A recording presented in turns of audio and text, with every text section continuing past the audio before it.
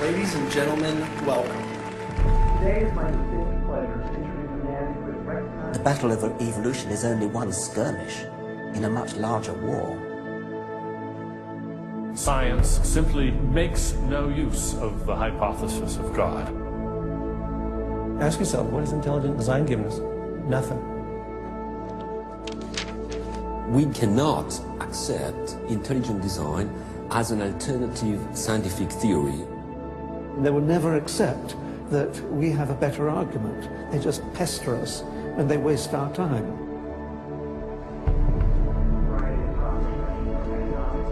Civil rights, to how to ruin your life in 10 easy steps.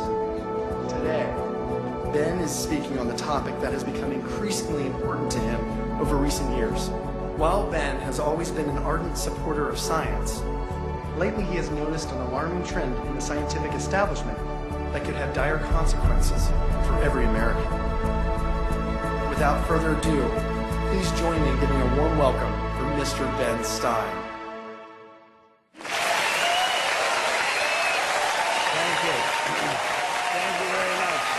Thank you very, very much. Thank you. Thank you very much, everybody.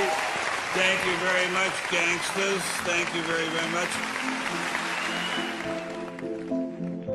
Freedom is the essence of America. We're talking about freedom of speech, freedom of assembly, freedom from fear, freedom of religion.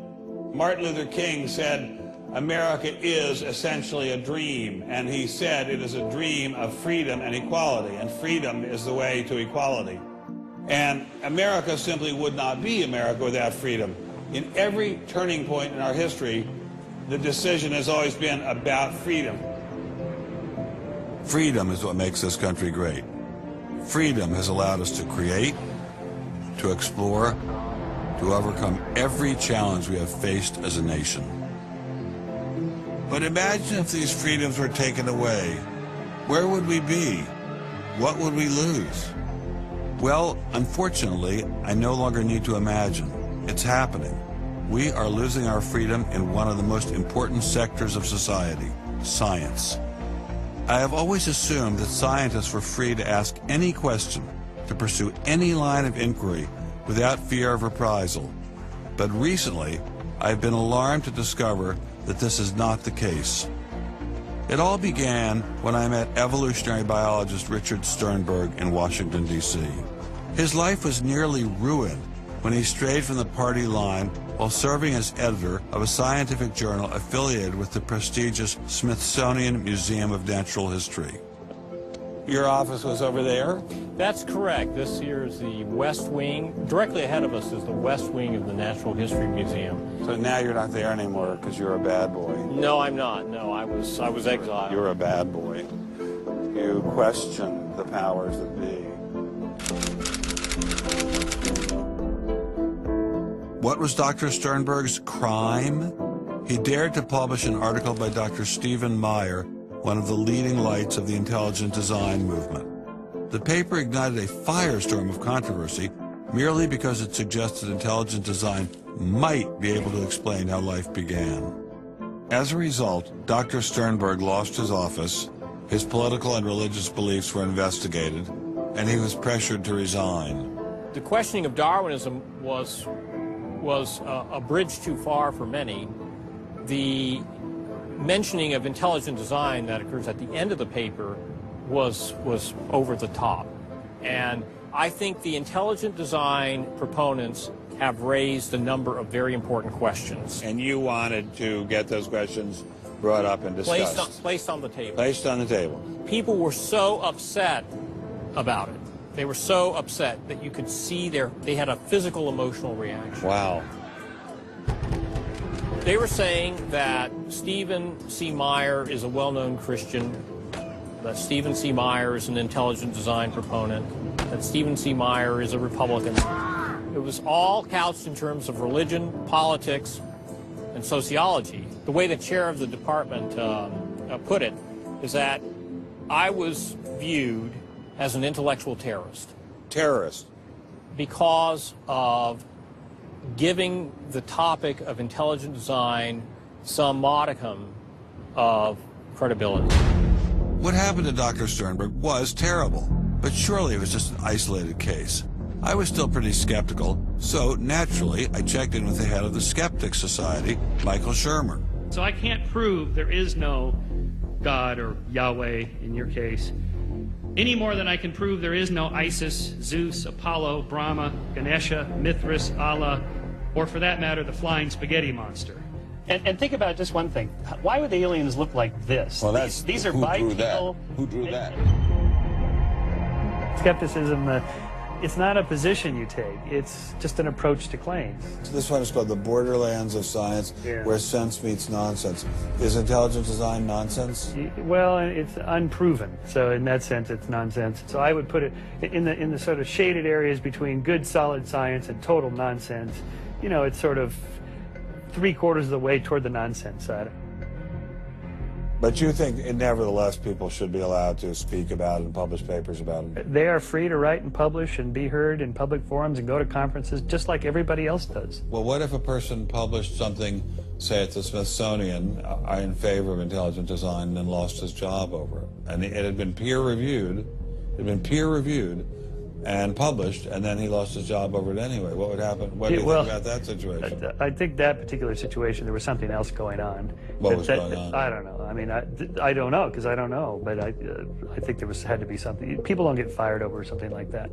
You roll up your sleeves, you get to work, you do the research, you get your grants, you get your data, you publish, and you work your butt off, and that's how you get your theories taught. Well, but wait a minute. What if you try and roll up your sleeves and go to work and work your butt off, and they say, well, we're going to fire you if you even mention the word intelligent design? I don't think that's happening. Where is that happening?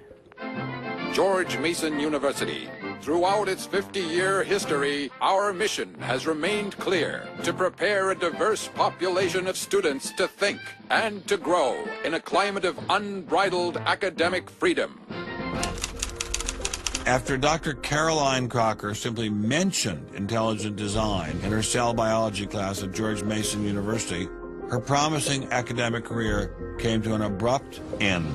My supervisor invited me into his office. He said, "I'm going to have to discipline you for teaching creationism." And I said, I mentioned intelligent design on a couple of slides, but I did not teach creationism.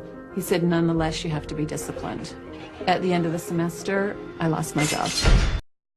Not only did this well-loved professor lose her job at George Mason, she suddenly found herself blacklisted, unable to find a job anywhere. So whenever I interviewed for a job, I would be offered it, usually on the spot. Since this has happened, and since people can Google my name, I'm finding that when I send my credentials, I do get interviews, I get many interviews, but I never get offered a job. I don't tell them about my science sin. I was only trying to teach what the university stands for, which is academic freedom. There's nothing to be learned in neurosurgery by assuming an accidental origin for the parts of the brain that we work on. It wasn't just biologists who were feeling the Darwinist wrath. When neurosurgeon Michael Egnor wrote an essay to high school students saying doctors didn't need to study evolution in order to practice medicine, the Darwinists were quick to try and exterminate this new threat. A lot of people on a lot of blogs called me unprintable names that were printed. There are a lot of very, very nasty comments. Other people suggested that people call the university I work at and suggested perhaps it's time for me to retire. I realized when I kind of went public with my doubts about the adequacy of Darwin's theory that I would encounter criticism. What has amazed me is the viciousness and the sort of baseness of it. I'm an old guy. I have tenure. I'm academically safe. But the young people and what is happening to them in America right now because of this scientism gulag is really terrible. Apparently, Professor Marks was not as safe as he thought. A few months after this interview, Baylor University shut down his research website and forced him to return grant money once they discovered a link between his work and intelligent design. In order to attract grants, you have to market yourself. So you put up sites and call yourself labs and groups and things like that in order to get visibility. And in my entire experience in academia, I never went to any superior and asked them any permission to put up any of these labs. So the fact that this was singled out, let alone shut down, is jaw-dropping. It's astonishing. I have never been treated like this in my about 30 years in academia. Shut up, you freak! I say shut up! It's a madhouse! If you peel back the onion, I think that there is no doubt that the center of this is my work in what some would call intelligent design. People really get emotional about this. Whenever you say intelligent design in a room of academics, them's fighting words. Creationists. Astronomer Guillermo Gonzalez found himself in a fierce shootout with Iowa State University following the publication of his book, arguing that the universe is intelligently designed. Despite a stellar research record that has led to the discovery of several planets, his application for tenure was denied, putting his career in jeopardy. I worried about my tenure a little bit in 2005 when the petition was being circulated because I viewed that as a strategy of Hector Avalos and his associates to try to poison the atmosphere on campus against me because he knew I wasn't tenured yet and I was very vulnerable. I have little doubt that I would have tenure now if I hadn't done any professional work on intelligent design. Dr. Gonzalez had this advice for scientists who might be thinking about following his example. If they value their careers, they should keep quiet about their intelligent design views. We know there are times and places to be quiet, and other times and places when we can make noise if we want to. Will you show us? Of course. Boys and girls, how would you like to show some of the ways we know of being quiet? It's the kind of thing where you just learn to keep your mouth shut. In addition to those scientists who were willing to appear on camera, we encountered many more who didn't dare show their face for fear of losing their jobs. You use an intelligent design perspective to get the research done, but you're not allowed to talk about it in public. And so there is definitely incentive, if you think about it, for people to remain within the mainstream. You know, what's he up to? What is he thinking? Is he one of them? That kind of thing. If I write intelligent design, they hear creationism. They hear religious right. They hear theocracy. So it appears Mr. Shermer, the self-styled skeptic, was wrong on this one. Intelligent design was being suppressed in a systematic and ruthless fashion. But maybe intelligent design should be suppressed. I didn't like what was happening to these scientists, but on the other hand, we don't want our kids being taught that the earth is flat or that the Holocaust never happened. It was time to ask the scientific establishment what was so bad about intelligent design. Intelligent design people are not genuine scientists. Intelligent design is a racket. It's just propaganda. The only intelligent thing about it is to have got people to call it that. It's really very stupid as well. Everybody knows science education in America is appalling. What we don't need at this time is intelligent design in the classrooms. To present intelligent design stunts their educational growth. It stunts their intellectual growth. But what I don't understand is how these animals could have been on Earth millions of years before man, when the Bible says the whole Earth was created in only 6 days. It wasn't just the educational aspects of intelligent design that had scientists concerned. Many suspected the movement masked a much larger agenda. Intelligent design is a set of excuses to squeeze creationism into the classrooms. Get intelligent design in the schools today, and we can have school prayers tomorrow. Any other complaints? Can you imagine anything more boring? The boredom attached to ID is supreme. It is so boring that I can't even bother to think about it much anymore. It's just utterly boring. Love is in the air, everywhere I look around. Love is in the air, every sight and every sound. Love was in the air, all right, but none of it was directed toward intelligent design. There seemed to be a lot to hate about ID, and nearly all of that hatred was focused on one place.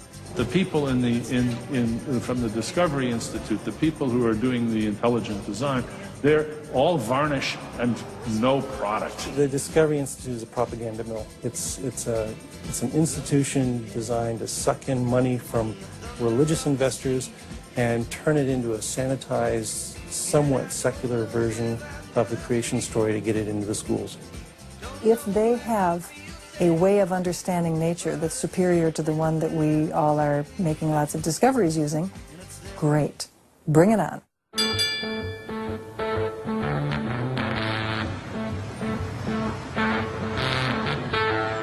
We are really, really lost.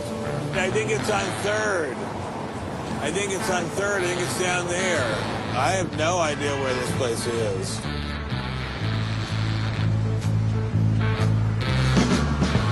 I guess I'll just keep walking. Do you have any idea where the Discovery Institute is? Have you ever heard of that? Never heard of it. Okay, thank you. How are you, sir? Good. Do you have any idea where the Discovery Institute is? Not a clue. Discovery Institute. Thank you. It's very kind of you to offer. Welcome to Seattle. Thank you, sir. It's got to be this whole building. Yes, where is the Discovery Institute, please, sir? Discovery Institute, 8th floor, suite 808. Okay. Very good. Aha! Success at last. Aha! We found you. Are you Bruce Chapman? I am. How are you? I'm Ben Stein. Very kind of you to have me here. Well, I'm delighted to meet you. Can I look around and see your office? Absolutely. Do you just have this floor, or do you have several other floors as well? No, this is it. This is it? You've made an awful lot of trouble for being in such a small office. I thought it was going to be like the Pentagon. We're like the little boy that said the emperor has no clothes. And he didn't have a big organization either. When you go around and raise funds, your people are not saying to you, by the way, we're going to get all these scientists out of the classroom and put Christ back in the classroom. Well, I don't know that Christ has ever been in the science classroom. This is not a religious argument. This is something that people, we have fellows who are Jewish or agnostic or various other things. There are people, there are Muslim scientists, there are people of all kinds of backgrounds who agree that Darwin's theory has failed. And so why would you bring religion into it? You don't need religion. This is a red herring, and people who don't have an argument are reduced to throwing sand in your eyes. Well, if the Discovery Institute could get its wish about this subject, what would your wish be? Well, on this subject, as on others, we'd like people to be able to have a robust dialogue and even a debate where the evidence, the best evidence, but in this case, the best scientific evidence is made available to people. Well, surely no one questions there should be a debate. Oh, yes, they do. They do? They say the debate has been settled. Well, that the issue's when settled. was the debate settled? Ben, I'd like you to talk to the scientists. You don't want to get your science from me. Mr. Chapman claimed ID had nothing to do with religion. So why was my first stop Biola University, formerly known as the Bible Institute of Los Angeles? Your own personal Jesus. Someone to hear your prayers, someone who cares. Footnote in the history of science, Your inference in own Stonehenge was caused by intelligence. personal Jesus. Remarkably stable in terms of all the knowledge. Someone to hear your prayers, someone who's there.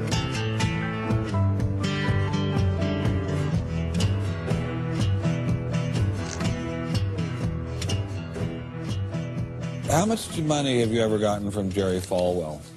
$0. How about Pat Robertson? 0. Are you a minister? No.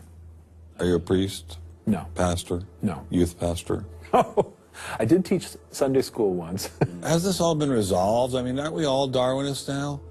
Except for a few cranks like you? Well, it's a funny thing that questions that aren't properly answered don't go away. This question is loaded with all kinds of political baggage, but one-on-one at a scientific meeting after the third or fourth beer, my experience has been that many evolutionary biologists will say, yeah, this theory's got a lot of problems. So you mean to tell me that there really is a debate among scientists about whether or not evolution occurred? Well, evolution is a kind of funny word. It depends on how one defines it.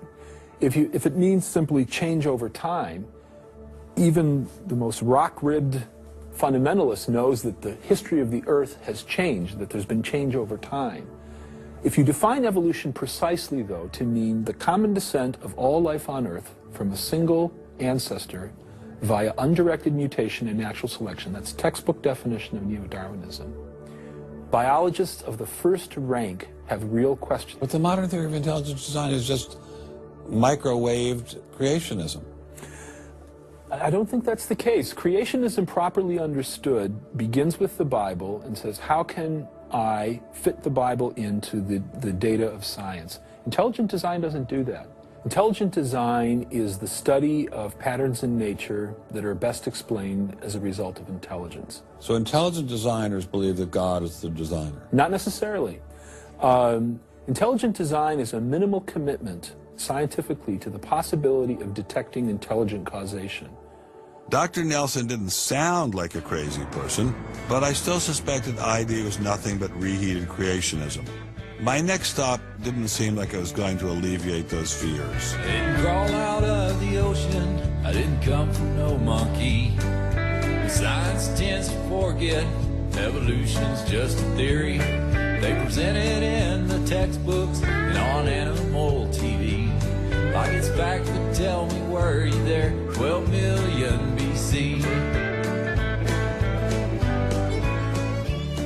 Evolution is from an intelligent design perspective, is perfectly acceptable if the sense is that how did the design get implemented? The issue is there real design there, and are these material mechanisms like natural selection, are these adequate to account for everything we see in biology? And our argument is no, it's not. But Darwin produced all this evidence from his travels and his studies at the Galapagos that evolution explained things. If you look at the history of science, people often have a good idea and then they decide just to run with it. And they say, we're going to apply this everywhere. And so Darwin takes his idea of natural selection and says, I'm going to explain all of life with it. I mean, physics used to be Newtonian physics. Newton was physics. And then we got to look to Einstein, general relativity. It's not, Newton isn't enough. Well, I think likewise what we're finding with Darwin is that he had some valid insights, but it's not the whole picture. Okay, Darwinism may not be the complete picture, but what made these guys think they had the missing pieces? I put this question to Dr. Stephen Meyer, author of the paper that originally got Dr. Sternberg in so much trouble. It's hard to believe that this little town is the headquarters of giant Microsoft, which enabled Mr. Gates to begin fantastically rich. Maybe that's what Steve Meyer's doing. Maybe this is somehow going to make him fantastically rich. We'll pin him down like a butterfly on a butterfly board. Butterfly on a killing board. Coffee shop straight ahead. Newton is buried in the geniuses corner at Westminster Abbey, right? That's correct, yeah. Darwin is also buried in Westminster Abbey. Right, and so is Darwin. Right near each other, right? And you're here in Redmond in a little building without a sign, right? And you're obviously an incredibly smart guy, but how dare you challenge someone who's buried in the geniuses corner next to Newton at Westminster Abbey? Well, it may seem a little cheeky, but it's what scientists are supposed to do. When I was in Cambridge, one of my supervisors often advised us to beware the sound of one hand clapping, which was a way of saying if there's an argument on one side, there's bound to be an argument on the other. And what I found in studying the structure of the argument in The Origin of Species is that for every evidence-based argument for one of Darwin's two key propositions, there is an evidence-based counter-argument. Well, but is it a debate? I mean, there's just you and a couple of other guys in a dinky little office downtown, say on one side, and there's the faculties of all the great universities of the world on the other side. Speaking with a great uniform and authoritative voice. Right. Yeah. Well, in any case, the debate really isn't going to be settled by numbers. It's going to be settled by the evidence and the arguments. While I was still in Bill Gates country, Dr. Meyer recommended I check in with molecular biologist Jonathan Wells. What kind of names do they call you? Creationist. What do you say back to them when they say you're a creationist? Well, I usually don't get the opportunity. What's at stake for you personally here? First of all, I love science. I think the way Darwinism corrupts the evidence, distorts the evidence, is bad for science. Well, the other scientists would tell you to just shut up if you love science, okay? Because you're sort of being a bomb thrower into science. I am upsetting the apple cart, and I think it deserves to be upset in this case. Why? Because the evidence is being distorted to prop up a theory that I think doesn't fit it. Was Darwinism really that bad? Perhaps a change of scenery would give me a fresh perspective. Quand je t'ai vu au coin de la rue, tout est vide, j'ai cru que tous les deux, sous le ciel bleu, nous serions très heureux.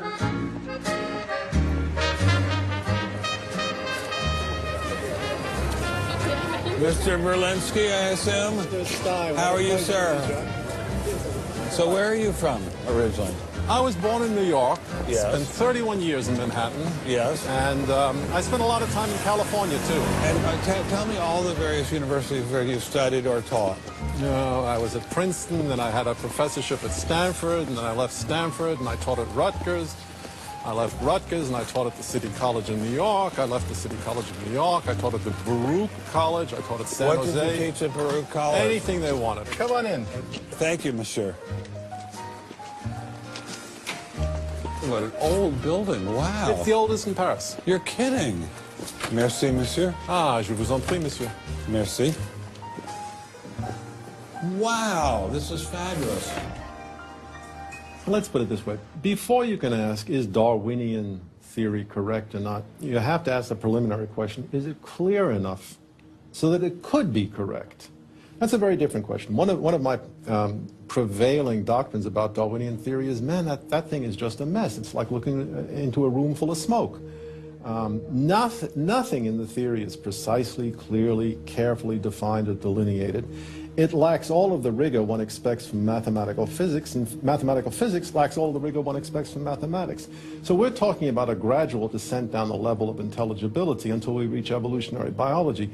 We don't even know what a species is, for heaven's sakes. So his theory is smoke, but elegant smoke. There's a certain elegance to it, but, you know, I think Einstein had the appropriate remark. He preferred to leave elegance to his tailor. A room full of smoke? That certainly wasn't what I was hearing from prominent Darwinists like Richard Dawkins. Evolution is a fact. It's a fact which is established as securely as essentially any other fact that we have in science. Richard Dawkins is so confident that evolution is a fact and that therefore God doesn't exist, that he has devoted his entire life to spreading the evolution gospel. I'm an atheist with respect to the Judeo-Christian God because there is not a shred of evidence in favor of the Judeo-Christian God. It is completely right to say that since the evidence for evolution is so absolutely, totally overwhelming, nobody who looks at it could possibly doubt that if they were sane and not stupid. So the only remaining possibility is that they're ignorant, and most people who don't believe in evolution are indeed ignorant. But the people I spoke with weren't ignorant. They were highly credentialed scientists. So there had to be something else going on here. So you think the whole theory of evolution is false, or just certain parts of it? Well, again, evolution is a slippery word. I would say minor changes within species happen. But Darwin didn't write a book called How Existing Species Change Over Time. He wrote a book called The Origin of Species. He purported to show how this same process leads to new species, in fact, every species.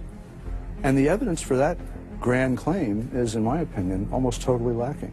How does Darwin or Darwinism say that life began? Well, he didn't know, and in fact, nobody knows. So Darwinism, strictly defined, starts after the origin of life and deals only with living things. Well, how can there be a theory about life without a theory about how life began? Well, a grand overarching evolutionary story, of course, does include the origin of life, but Darwin's theory doesn't begin until you have the first cell. Well, does someone have a theory about how life began?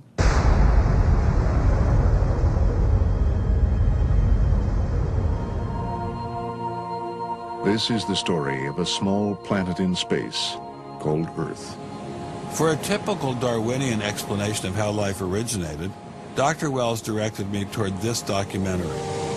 The chemical elements essential for life, hydrogen, oxygen, carbon, and nitrogen, were now in place.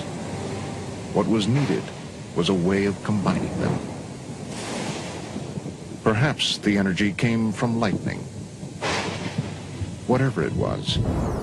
Excuse me? Whatever it was, energy managed to arrange these chemical ingredients in just the right way. Whatever it was? I was hoping for something a little more scientific. The most popular idea has been that life emerged spontaneously from primordial soup. In 1953, Stanley Miller mixed water, methane, ammonia, and hydrogen to simulate the early Earth's atmosphere. Then he ran electricity through it in an attempt to jumpstart life. It didn't work. While the initial results seemed promising, 50 years later, most serious scientists have abandoned this approach in favor of alternate theories. Prominent Darwinist Michael Roos attempted to explain one of them to me. He wasn't kidding. How did we get from an inorganic world to the world of the cell? Well, one popular theory is that it might have started off on the backs of crystals. My crystal ball. Molecules piggybacked on the back of crystals forming, and that this led to more and more complex. But of course, the nice thing about crystals is every now and then you get mistakes, mutations, and that this opens the way for natural selection. But at one point there was not a living thing, and then there was a living thing. How did that happen? Well, that's just I've just told you. And I don't see any reason why you shouldn't go from very simple to more and more complex to more and more complex. I don't either, but I don't know how you get from mud to a living cell. That's my question. Yes, well, I've told you. I think it's on the try back one of more crystals. time. On the backs of crystals. On the backs of crystals is at least one hypothesis, yes. So that's your theory, and you think that is more likely and less far-fetched than intelligent design? I think it is. I wouldn't put Ben Stein's money on Dr. Roos's joyriding crystals, but it did make me wonder, what were the chances of life arising on its own? It's been speculated that probably there would have to be a minimum of about 250 proteins to provide a minimal life function. If that's really true, then I think it's almost inconceivable that life could have happened in some simple step-by-step way. Okay, so the simplest form of life requires at least 250 proteins to function. What's so difficult about that? Welcome to the Casino of Life. Who wants to spin for a chance to win? Oh, sure. I'll give it a shot. What do I win? Take a look at this. Huh? How about the world's first single-cell organism? This perfectly aligned string of proteins could be yours. Now, take a spin.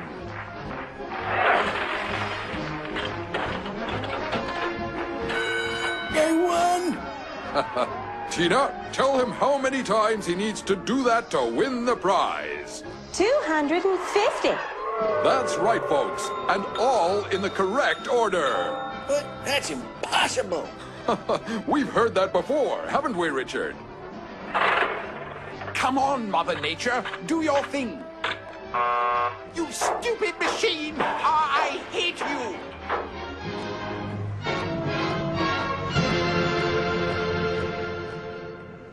We're talking about something that's staggeringly improbable, roughly 1 in a trillion.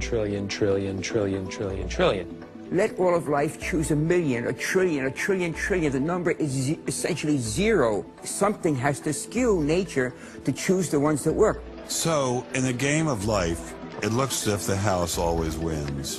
Luckily, some serious scientific minds have figured out a way to beat the odds. Directed panspermia. When faced with the overwhelming problem of the origin of life, Nobel Prize winner Francis Crick proposed this theory, that life was seeded on Earth, which basically means aliens did it. Crystals? Aliens? I thought we were talking about science, not science fiction. We don't know what caused life to arise. Did it arise by a purely undirected process? Or did it arise by some kind of intelligent guidance or design? And the rules of science are being applied to actually foreclose one of the two possible answers to that very fundamental and basic and important question. So the rules of science say we will consider any possibility except one that is guided. Exactly. No matter how life began, on the backs of crystals or in the test tube of some intelligent designer, everyone agrees it started with a single cell. But what is a cell? Let me ask you a question. Yeah. Darwin wrote The Origin of Species in 1859, published it in 1859. He had an idea of the cell as being quite simple, correct? Yeah, everybody did. Okay. If he thought of the cell as being a Buick, what is the cell now in terms of its complexity by comparison? A galaxy. If Darwin thought a cell was, say, a mud hut, what do we now know that a cell is? More complicated than a Saturn V. So what is in a cell as far as we know now? A world that Darwin never could have imagined. I needed someone who could give me a glimpse into this world. So we went to molecular biologist Doug Axe. Think of a cell as being a nanofactory, a factory where, on a very small scale, digital instructions are being used to make the components of the factory. Here we have the famous DNA double helix. You can see the two helical strands that are intertwined and wind around each other on the outside of the molecule. This is the material that stores all of our genetic information. In higher life forms, this will be the equivalent of something like a gigabyte of information stored in the molecules that form the individual chromosomes, all packed within the nucleus, which is a tiny fraction of the entire cell size. So what does DNA do? Well, the information in DNA ends up providing the information for sequencing the amino acids to make protein. We have information in a one-dimensional form that provides the information for a three-dimensional form.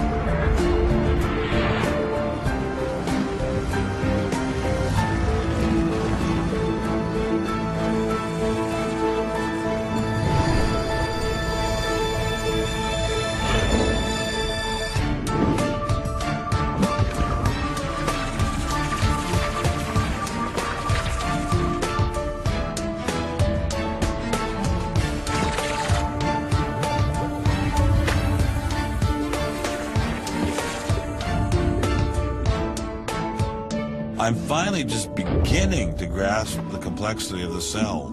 Are there systems within the cell that go well beyond Darwinian evolution? Some type of cellular technology that drives adaptation, replication, quality control, and repair? What if these new mechanisms have massive design implications? Well, I say, so be it. The cell really is like nothing we've ever seen in the physical world. That's got to be firmly grasped. That's not something we can just say, oh, well, it's just a little bit more of the same old, same old. It's not the same old, same old. We are finding is that there's information that's in the cell that cannot be accounted for in terms of these undirected material causes. So there's, and so there's some other, so there has to be an information source. So one of the key questions faced by modern biology is, where do you get information from? Well, Darwin assumed that the increase in information comes from natural selection. But natural selection reduces genetic information, and we know this from all the genetic population studies that we have. And where does the new genetic information going to come from?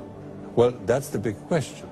So when we find information in the DNA molecule, the most likely explanation is that it too had an intelligent source. I mean, we need engineering principles to understand these systems, okay? I mean, it's only because of our advancements in nanotechnology that we can even begin to appreciate these systems. But using intelligent design didn't seem to stop the scientists I spoke with, so why all the controversy? Suppose we find, simply as a matter of fact, that our scientific inquiries point in one direction. Which is that there is an intelligent creator. Why should we eliminate that from discussion? Streng verboten? How come? Why? Streng verboten. Very good. What does streng verboten mean? Strongly forbidden. Strongly forbidden. You've got two possible hypotheses. You've got a wall through the middle of through your brain, in effect, through your thinking. You say, well, you can't consider anything on this side of the wall. Only hypotheses on this side of the wall are permissible for consideration. What about academic freedom? I mean, can't we just talk about this? Their reply is that science is not a democratic process. Oh, really? And that there is a consensus view. But wait a minute, we are to subscribe to But wait a second, but view. Darwin challenged the consensus view, and that's how we got Darwinism. If Darwin wanted to challenge the consensus today, how would he do it? Science isn't a hobby for rich aristocrats anymore. It's a multi-billion-dollar industry. And if you want a piece of the pie, you've got to be a good comrade. Scientific ideas. How we get them to you, the people. Every idea must be inspected to ensure that it is safe. All theories must pass through a series of checkpoints. First, the Academy. Getting a controversial theory through the Academy can be dangerous. Few people know this better than Congressman Mark Souder.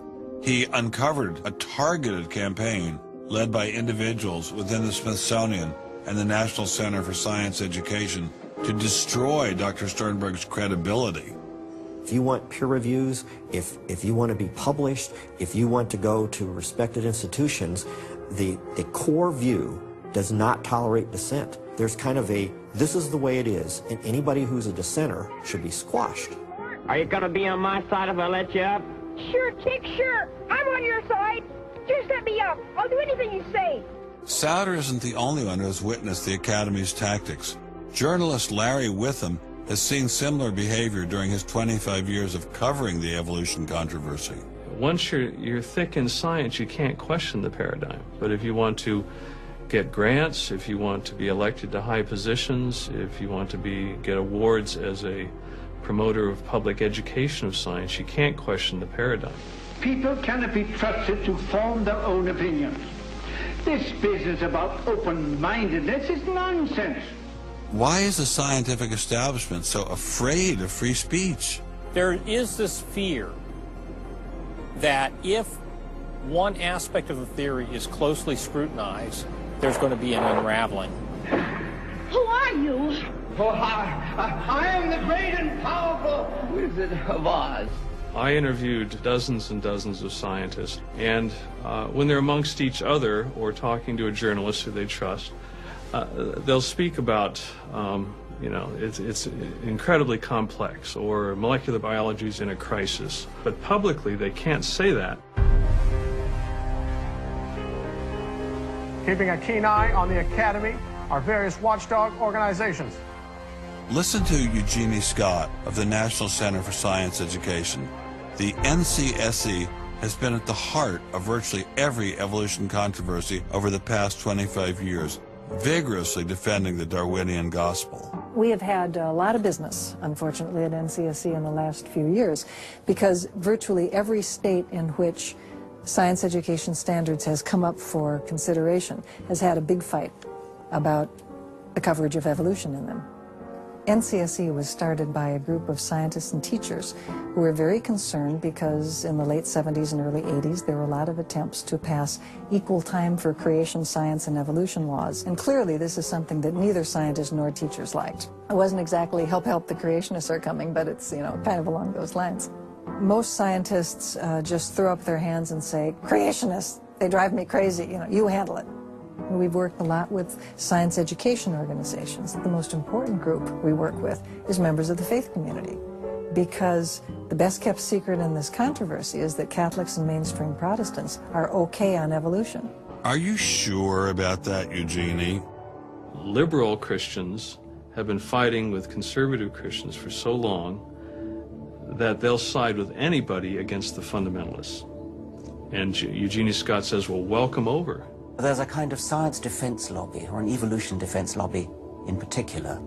They are mostly atheists, but they are desperately wanting to be friendly to mainstream, sensible, religious people. And the way you do that is to tell them that there's no incompatibility between science and religion. But is there really an incompatibility? Can't we believe in God and Darwin? Implicit in most evolutionary theory is that either there's no God or God can't have any role in it. So naturally, as many evolutionists will say, it's the strongest engine for atheism. If they called me as a witness, and a lawyer said, Dr. Dawkins, has your belief in evolution, has your study of evolution turned you towards atheism? I would have to say yes. And that's the worst possible thing I could say for winning that court case. So people like me are bad news for the science lobby, the evolution lobby. By the way, I'm being a hell of a lot more frank and honest in this interview than many people in this field would be. Working hard to keep ideas in check are our friends in the media. Morning, paper. Paper, mister? The tendency of the media is to side with the establishment because they inherently agree with the establishment. Eugenie Scott, my understanding is that there is not a single peer-reviewed article out there that supports intelligent design. Am I wrong? You are not wrong. You are correct. I believe that we get coverage, but we always get coverage like we're the outsider, not like it's an even debate. But instead of merely reporting news, he analyzes it, often expressing his personal opinions. We constantly deal with reporters who refuse even to report the correct definition of intelligent design. They, over and over again, talk about life is so complex, God must have done it. Just admit it, it's religion. Very simple. You just can't, it's religion. It's a wanton distortion of our position. Study desk. I've got a hot story here. You can look at Associated Press stories, and the same sentence will appear in those stories for 10 years. Intelligent design says that life is too complex. It's called a boilerplate. And the reporter never reports anymore or gets any new ways to say it, so the public understanding never advances. But what happens if a reporter decides to take a more balanced approach to intelligent design? There might be remarkable pressure on that reporter not to side against the evolutionists. I thought I told you to kill that story. Few reporters have learned this better than author and journalist Pamela Winnick. When she refused to take sides in an article she wrote about intelligent design, the Darwinists found a new favorite target. Number one, I wasn't Christian, I was Jewish. Number two, I wasn't religious. Number three, I was not taking a position in favor of creationism. I was writing about intelligent design, and it didn't matter After I wrote that one piece, everything I wrote on the subject was scrutinized. There were hate letters coming into the newspaper. If you give any credence to it whatsoever, which means just writing about it, you are just finished as a journalist. Other journalists we spoke with told similar stories, but didn't dare appear on camera. And now, the presses are ready to roll. When all other checkpoints fail, there is always the courts.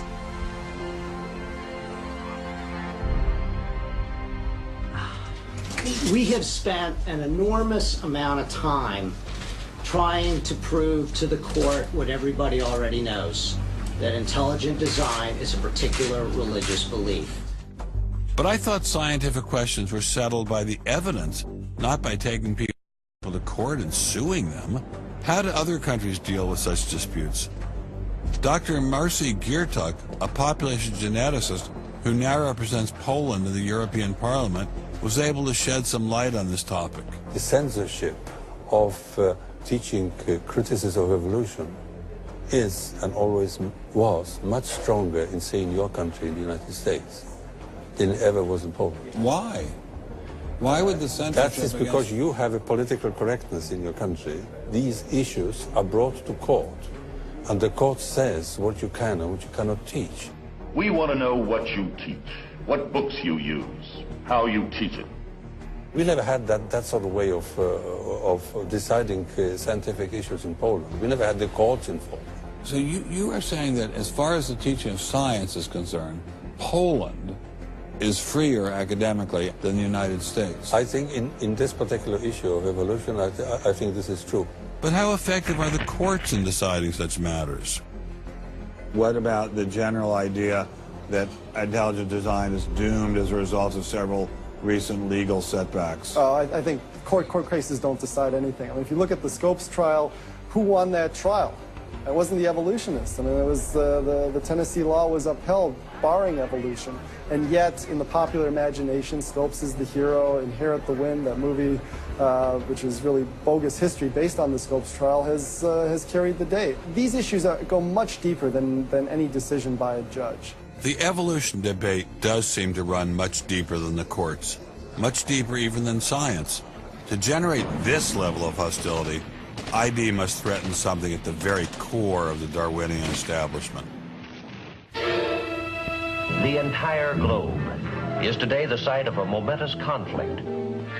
It is the challenge of ideas.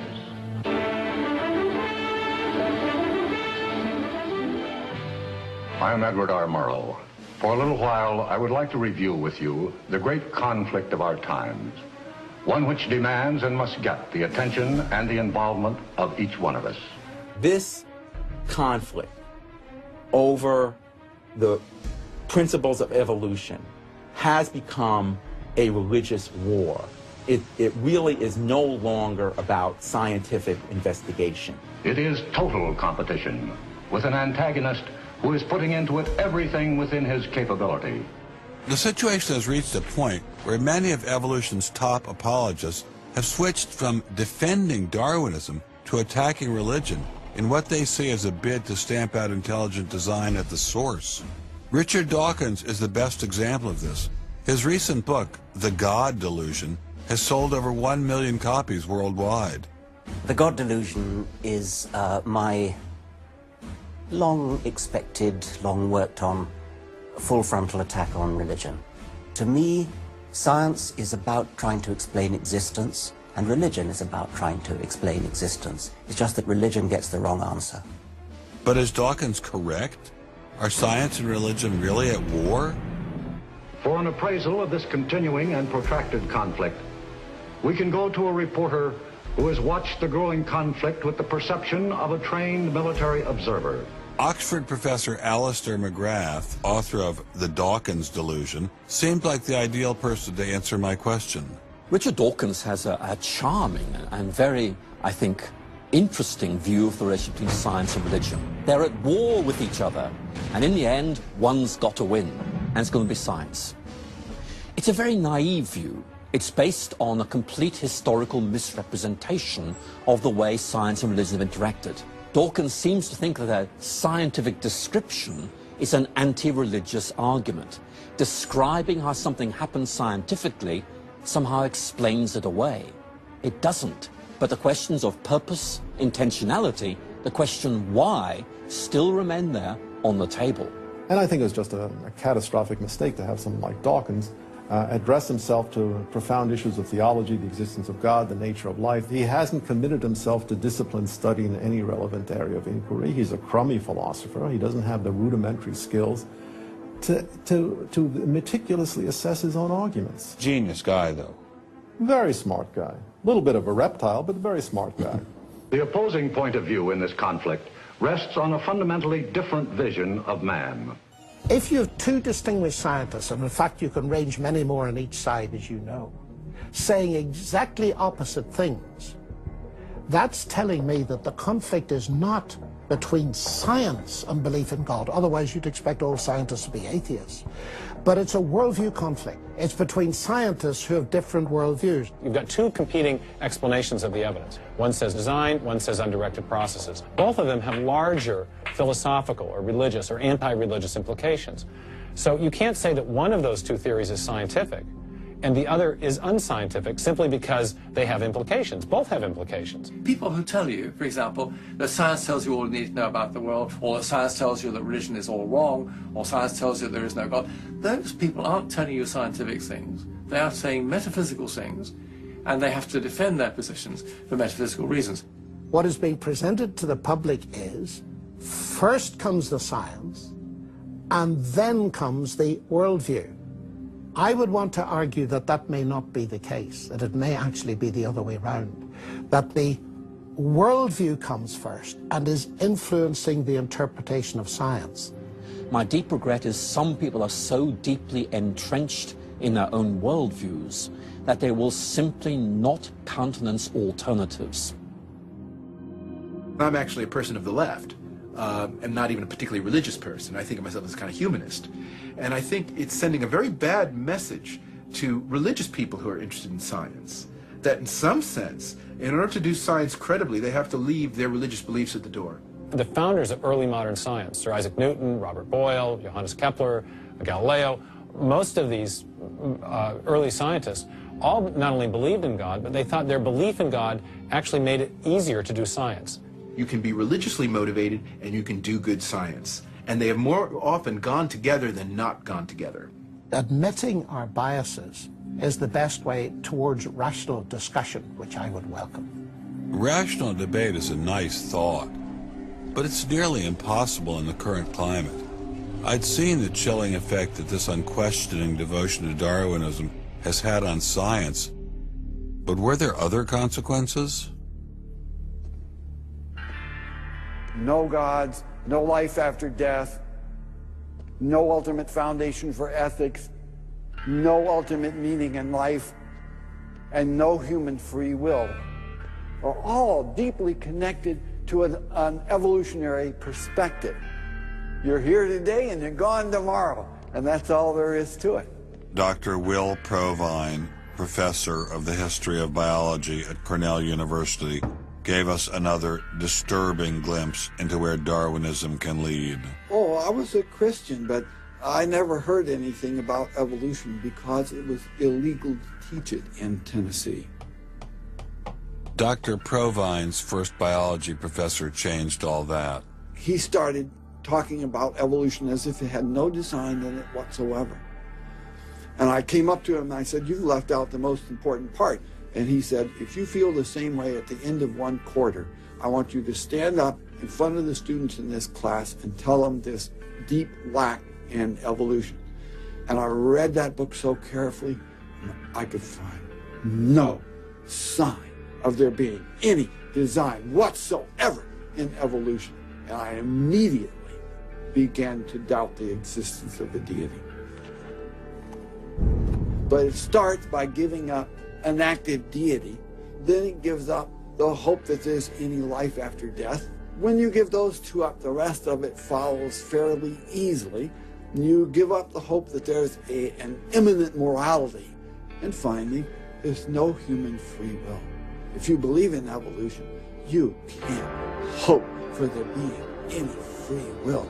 There's no hope whatsoever of there being any deep meaning in human life. We live, we die, and we're gone. We're absolutely gone when we die. Dr. Provine is no stranger to the prospect of death. Nearly a decade ago, he was diagnosed with a large brain tumor. Let's suppose my tumor comes back, as it almost certainly will. Well, I'm not going to sit around like my older brother did last year, and he was dying of ALS, Lou Gehrig's disease. He wanted desperately to die, but we couldn't help him die. I don't want to die like that. I'm going to shoot myself in the head long before then. I'm going to do something different.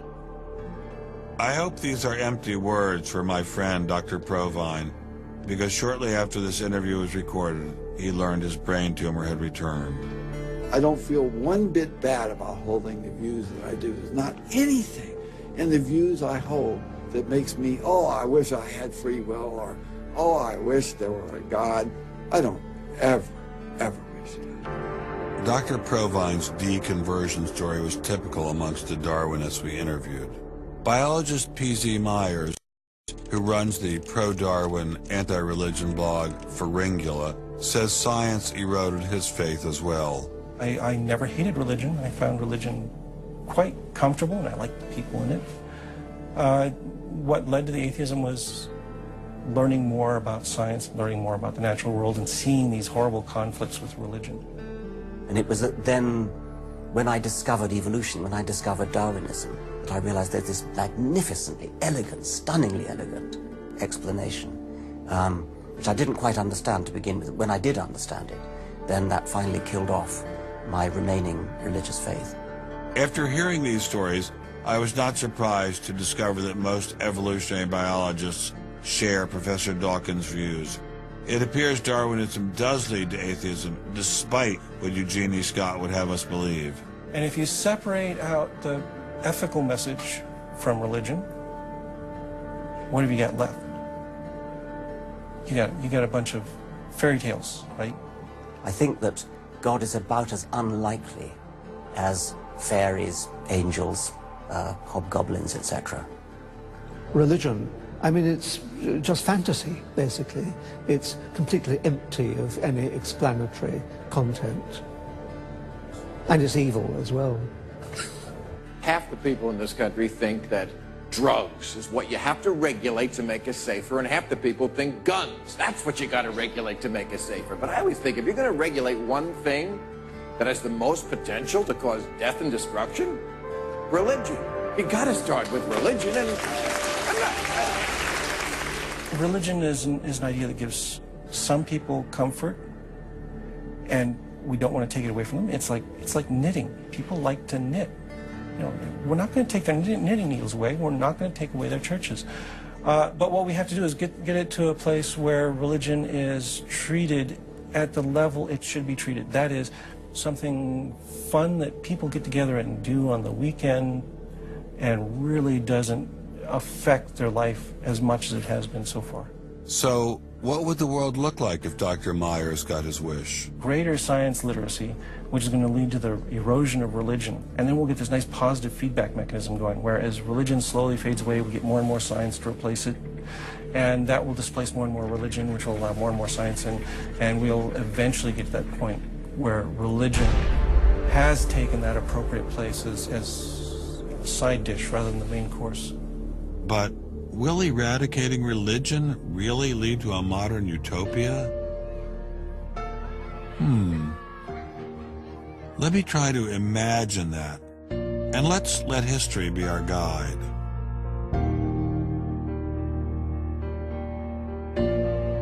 In part, I think Matthew Arnold put his hands on it when he spoke about the withdrawal of faith.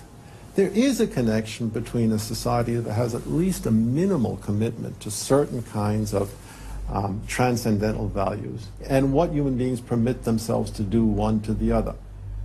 That got me thinking, what other societies have used Darwinism to trump all other authorities, including religion? As a Jew, my mind leapt to one regime in particular. The connection between Hitler and Darwin is, of course, historically a difficult connection because they were separated by a good many years. One was English, one was German. Nonetheless, if you open Mein Kampf and read it, especially if you can read it in German, the correspondence between Darwinian ideas and Nazi ideas just leaps from the page. Of course, you have to add every historical caution. Not everyone who read Darwin became a Nazi. Obviously not. No one is making that case. Darwinism is not a sufficient condition for a phenomenon like Nazism, but I think it's certainly a necessary one. This was a connection I had to explore personally.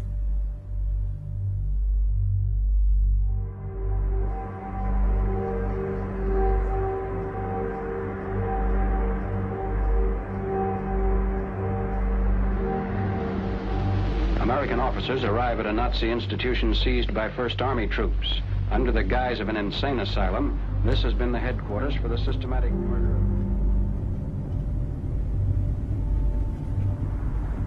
So what is this place?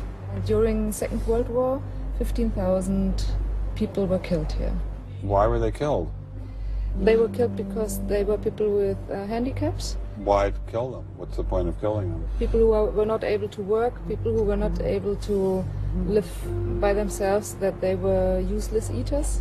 Useless eaters. And life unworthy of living.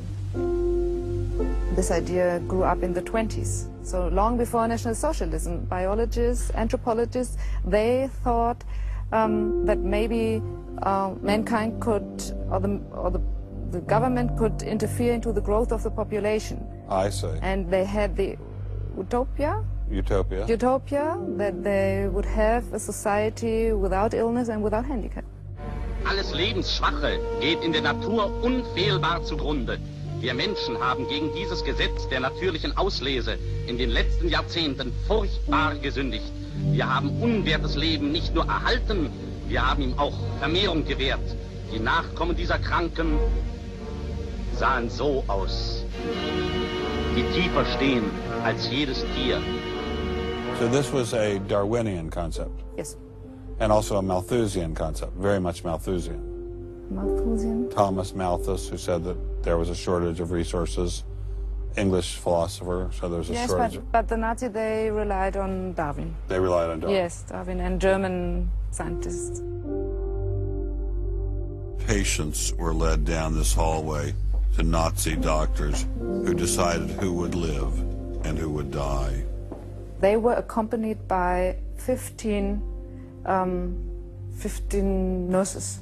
Nurses, yes. Nurses, male and female nurses. So nurses were helping lead them to their doom. Yes.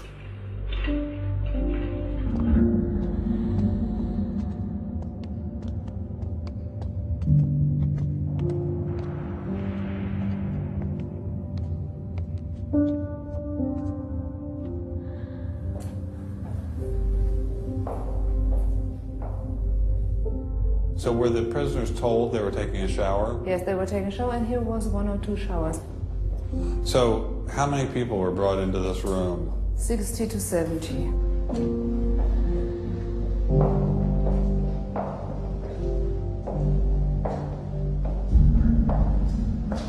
So what is this? This is the dissection table. Do you ever think to yourself, the sane ones were the ones lying here having their brains removed? The insane one was Dr. Gorgas and all the other people did? No, I don't think that, because I think those people who killed here, they were very sane, because they had their purposes. They had purposes? Yes. I don't think they were insane.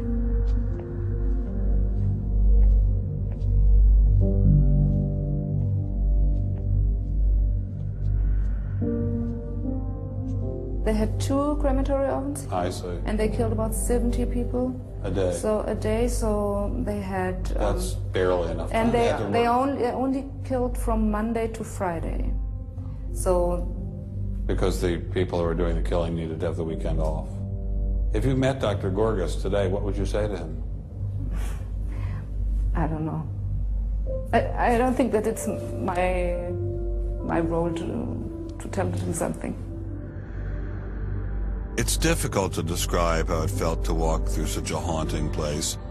to know that these cold stone and tile walls were the last things the victims of Hadamar ever saw.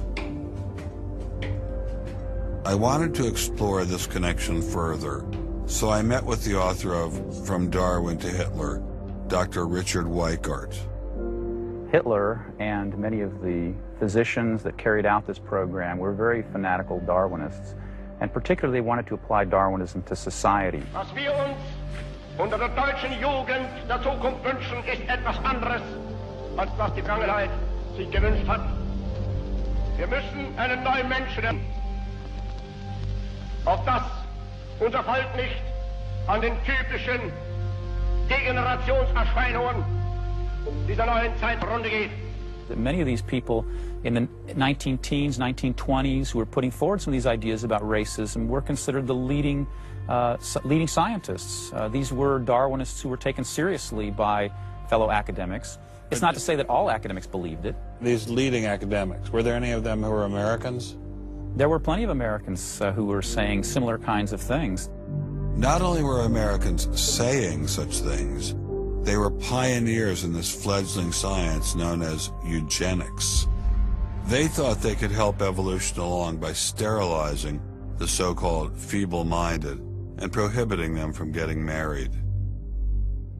Physicians who are aware of the history of 20th century American medicine harbor some bad feelings towards Darwinists because of eugenics. And eugenics, which was an attempt to breed human beings, it was the darkest chapter of American medicine ever. There were 50,000 people involuntarily sterilized because they were deemed unfit to breed, basically. Eugenics isn't just history. The spirit of the movement lives on today. Margaret Sanger was the head of Planned Parenthood. She was very fanatical in her promotion of eugenics. In fact, Planned Parenthood was all about birth control for the impoverished and lower classes to try to help improve the species.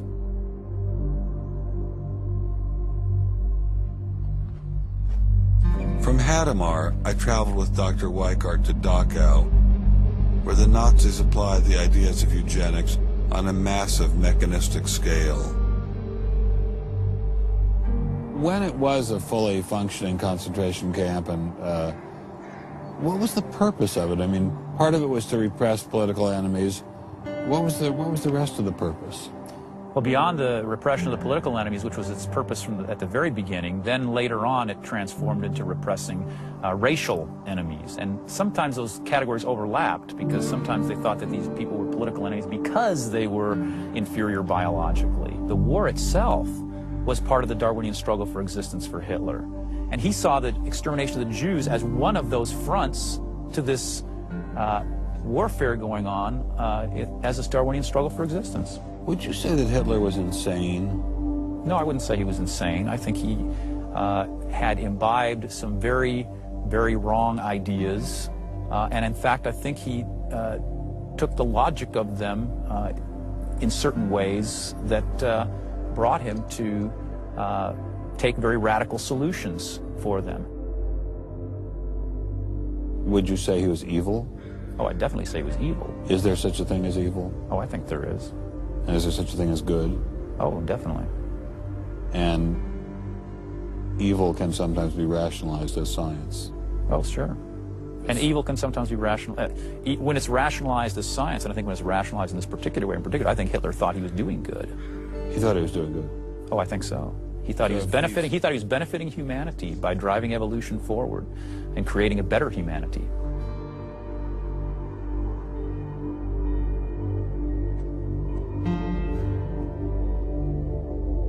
Before leaving Dachau, I stopped by the memorial commemorating the thousands of Jews who were killed there in excruciating conditions. I know that Darwinism does not automatically equate to Nazism. But if Darwinism inspired and justified such horrific events in the past, could it be used to rationalize similar initiatives today? There's a good German expression, so fängt es immer an. I mean, it always begins in the same way. something to remember in the context of the United States discussions of euthanasia and abortion. It always begins in the same way. There seems to be an excellent argument for getting rid of useless people by killing them. Or at least it seems excellent to the people advancing the argument.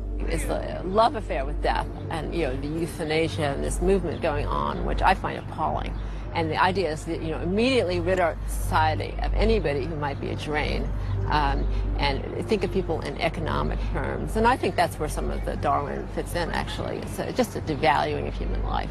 First of all, if you take seriously that evolution has to do with, you know, the transition of life forms and that life and death are just natural processes, then one gets to be liberal about abortion and euthanasia.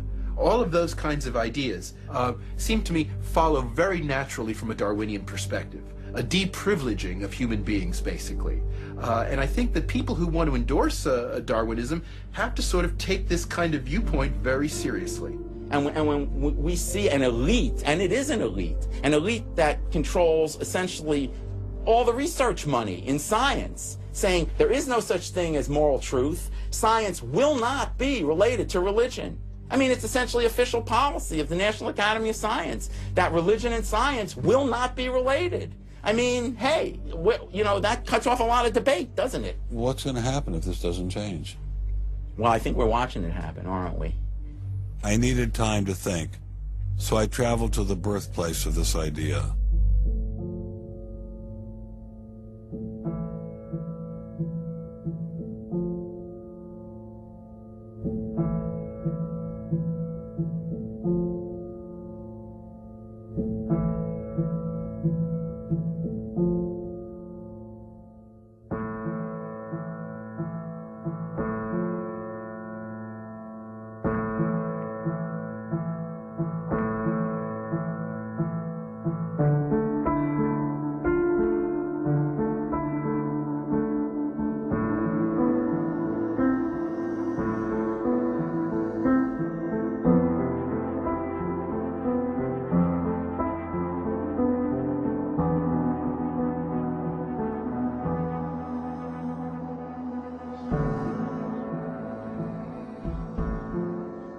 With savages, the weak in body or mind are soon eliminated.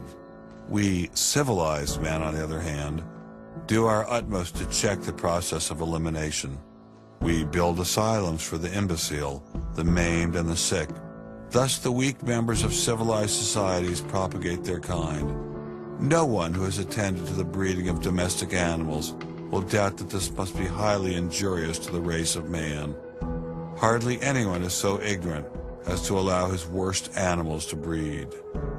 Charles Darwin, The Descent of Man, 1871.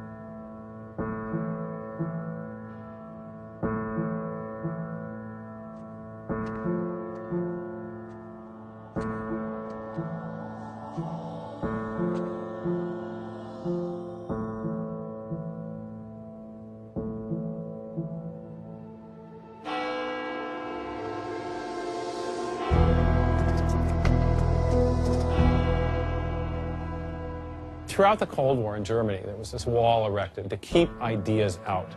It was erected by people who held an ideology, that were afraid of a competition from other ideas that would come into their society. And what we're seeing happening in science today is very much like that. But I think that's just a strategy for protecting a failing ideology from competition. America didn't become the great nation that it is by suppressing ideas. It progressed by allowing freedom of speech and freedom of inquiry. Thomas Jefferson got it right when he wrote, "We hold these truths to be self-evident, that all men are created equal, that they are endowed by their Creator with certain unalienable rights, that among these are life, liberty, and the pursuit of happiness." Hundreds of thousands of Americans have given their lives to protect these values, but now they're under threat once again. It wasn't just scientists who were being expelled. It was freedom itself, the very foundation of the American dream, the very foundation of America. If we allowed freedom to be expelled in science, where would it end? The Darwinian establishment is so massive and so entrenched, it appears impenetrable. I couldn't bring it down myself, but I could at least confront those who had expelled the scientists I'd met. What would you say if you had Eugenie Scott sitting next to you? What would you say to her? I would ask her, by what authority does she and those like her presume to declare what is and is not science? You know, he's sort of made himself martyr of the day. They've gotten a lot of mileage out of, poor Rick Sternberg. And we got lip service from the leadership of the Smithsonian, but I didn't feel they ever followed through. We went into the Smithsonian looking for answers, but we ran into the same stone wall as Congressman Souter. We're not authorized to do this, Mr. Stop. Come down to the office, what to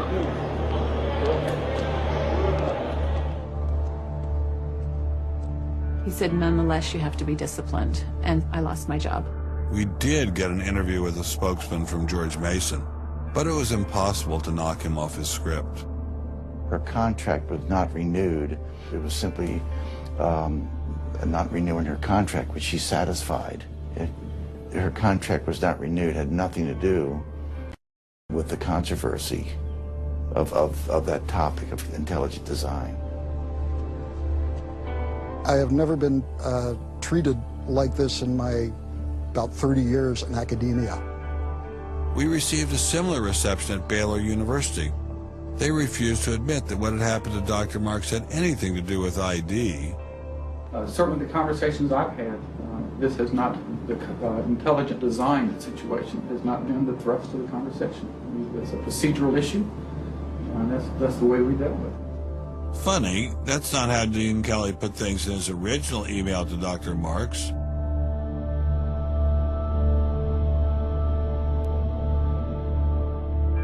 I'm not mixing my religion with my science. The questions that I ask in my intelligent design research are perfectly legitimate scientific questions. At least the top guns at Iowa State were willing to own up to their actions. What we wanted to stop is the use of the name of ISU to validate intelligent design elsewhere, and we did succeed.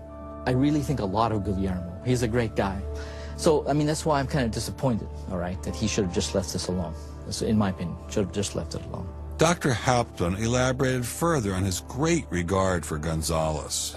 This is quoting an email from you to Mr. Avalos. You say, "Sometimes it is just best to ignore idiots," in reference to Guillermo. And then the religious nutcases should be challenged at every opportunity. Yeah, because, for example, you... in that case, I'm thinking more of, say, the creationist crowd who claims that God put all the animals on an ark and that's it. All right? That's where all of our animals came from today. That's crazy. Okay? You shouldn't be insulting even children with that kind of thing. So these are the idiots, all right? They've always been around. They've always been around. Going after the perpetrators in each of these cases wasn't getting me anywhere. So I reconnected with Dr. Berlinski and Dr. Schroeder to see if they had any advice.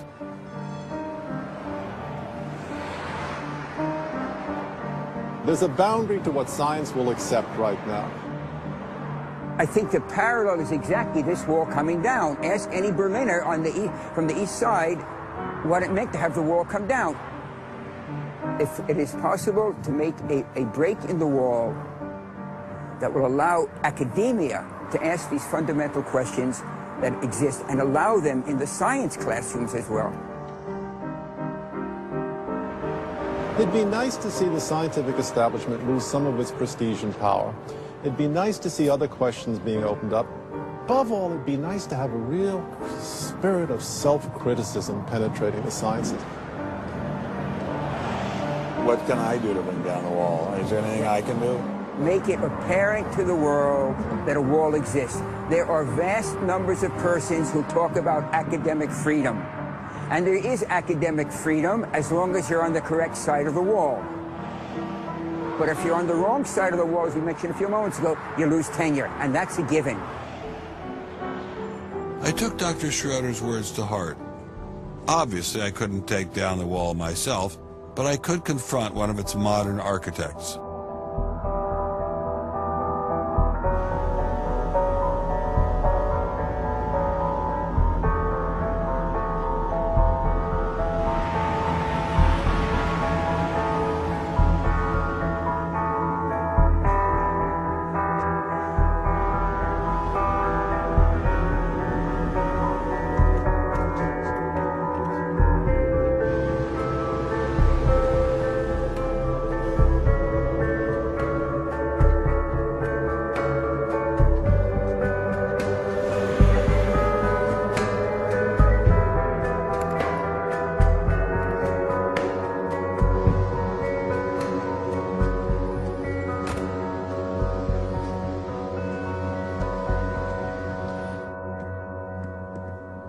Hello, Professor Dawkins. How are you?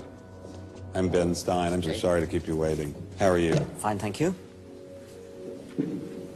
You have written that God is a psychotic delinquent invented by mad, deluded people. No, I didn't say quite that. I said something rather better than that. Oh, well, please tell us what you said. Please tell us what you said. Well, I would have to read it from the book. No, please. The God of the Old Testament is arguably the most unpleasant character in all fiction. Jealous and proud of it, a petty, unjust, unforgiving control freak, a vindictive, bloodthirsty ethnic cleanser, a misogynistic, homophobic, racist, infanticidal, genocidal, filicidal, pestilential, megalomaniacal, sadomasochistic, capriciously malevolent bully. So that's what you think of God? Yeah. How about if people believed in a God of infinite lovingness and kindness and forgiveness and generosity, sort of like the modern day God? Why spoil it for them? Why not just let them have their fun and enjoy it? I mean, I don't want to spoil anything for anybody. I write a book, people can read it if they want to. I believe that it is a liberating thing to free yourself from primitive superstition. So religion's a primitive superstition? Oh, I think it is, yes. So you believe it's liberating to tell people that there is no God? I think a lot of people, when they give up God, feel a great sense of release and freedom. Why do you think that? I mean, what's your you're a scientist, what's your data? I think, well, I've had a lot of letters saying that, and There are 8 billion people in the world, Dr. Dawkins. How many letters have you had? No, I haven't done that. That's quite true. Professor Dawkins seemed so convinced that God doesn't exist that I wondered if he would be willing to put a number on it. Well, it's hard to put a figure on it, but I mean, I'd put it as something like, 99% against or something. Well, how do you know it's 99% against, say, and not 97%? No, I did. You asked me to put a figure on it, and I'm not comfortable putting a figure on it. I think I just think it's very unlikely. What? But you couldn't put a number on it? No, of course not. So it could be 49%. Well, it would be. I mean, I think it's unlikely, and it's quite far from 50%. How do you know? I don't know. I mean, I put an argument in the book. Well, then who did create the heavens and the earth? Why do you use the word who? You see, you immediately beg the question by using the word who. Well, then how did it get created? Well, by a very slow process. Well, how did it start? Nobody knows how it started. We know the kind of event that it must have been. We know the sort of event that must have happened for the origin of life. And what was that? It was the origin of the first self-replicating molecule. Right. How did that happen? I told you we don't know. So you have no idea how it started? No. Nor has anybody. Nor has anyone else. What do you think is the possibility that intelligent design might turn out to be the answer to some issues in genetics or in evolution?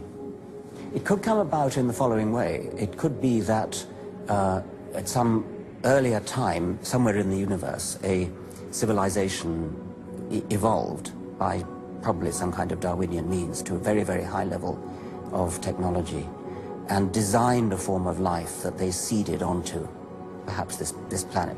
Now, that is a possibility and an intriguing possibility. And I suppose it's possible that you might find evidence for that if you look at the details of biochemistry, molecular biology. You might find a signature of some sort of designer. Wait a second. Richard Dawkins thought intelligent design might be a legitimate pursuit? And that designer could well be a higher intelligence from elsewhere in the universe. Well, but that higher intelligence would itself have had to have come about by some explicable or ultimately explicable process. It couldn't have just jumped into existence spontaneously. That's the point. So Professor Dawkins was not against intelligent design, just certain types of designers, such as God. So the Hebrew God, the God of the Old Testament, he doesn't exist in your view? Certainly. I mean, that would be a very unpleasant prospect. And the Holy Trinity of the New Testament? Nothing like that. Do you believe in any of the Hindu gods? Like Vishnu? How can you ask such a question? You don't, how, right? How could I? I mean, why would I, given that I don't believe in any others? You don't believe in the Muslim God? No. I mean, why do you even need to ask? Well, I just wanted to be sure. So you don't believe in any God anywhere? Any God anywhere would be completely incompatible with anything that I've said. I assume. Yeah. I just wanted to make sure. You don't believe in any God anywhere? No. What if after you died you ran into God? He said, what have you been doing, Richard? I mean, what have you been doing? I've been trying to be nice to you. Yeah. I gave you a multi-million-dollar paycheck over and over again with your book, and look what you did. Bertrand Russell had that point put to him, and he said something like, "Sir, why did you take such pains to hide yourself?" But if the intelligent design people are right, God isn't hidden. We may even be able to encounter God through science, if we have the freedom to go there. What could be more intriguing than that?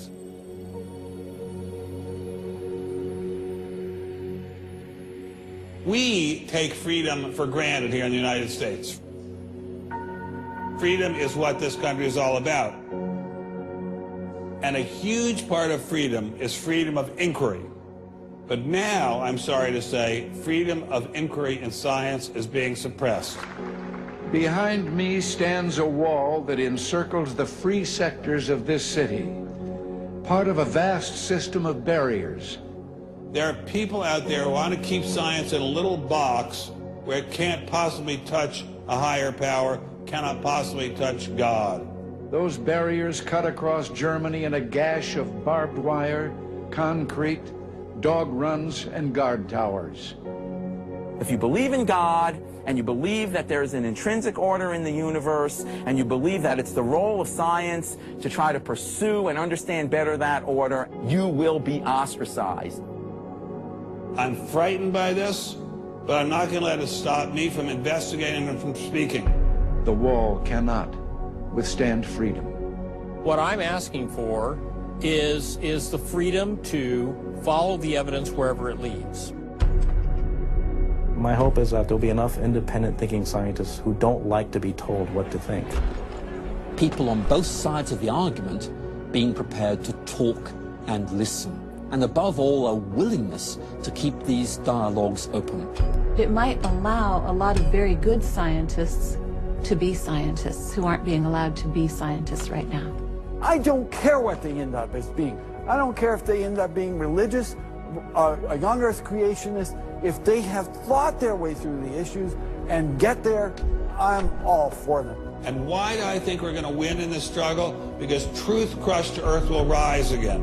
To find out what's true has a value all of its own. If it has additional good consequences, so be it. Because no lie can live forever. I believe that science gives us one perspective on the world, and our religious insight gives us another perspective on the world. And by putting the two together, they will see more deeply and more truly. And if we will stand up for freedom, freedom is the victor. And if we all do that, we will overcome.